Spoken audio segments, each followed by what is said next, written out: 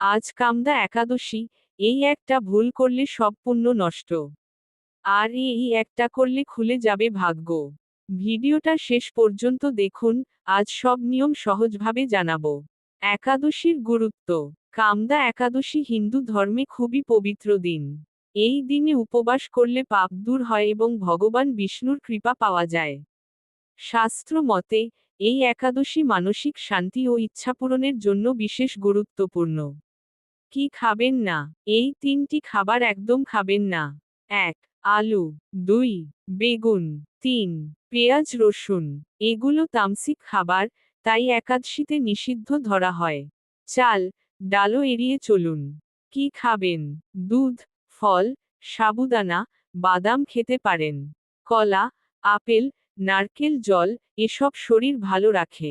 অনেকে নির্জলা উপবাসও করেন, কিন্তু সেটা নিজের শরীর বুঝে করুন। পূজার সঠিক নিয়ম প্রদীপ। সকাল সকাল উঠে স্নান করুন। পরিষ্কার কাপড় পরে ভগবান বিষ্ণুর ছবি বা মূর্তির সামনে বসুন। তুলসী পাতা ও ফুল অর্পণ করুন। বিশেষ করে তুলসী ফুল দিলে ভগবান খুব সন্তুষ্ট হন।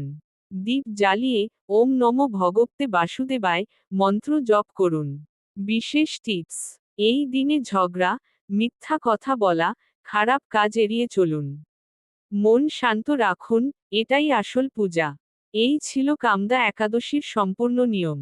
ভিডিওটা ভালো লাগলে লাইক করুন, আর সাবস্ক্রাইব করে রাখুন, প্রতিদিন এমন ধর্মীয় তথ্য পেতে।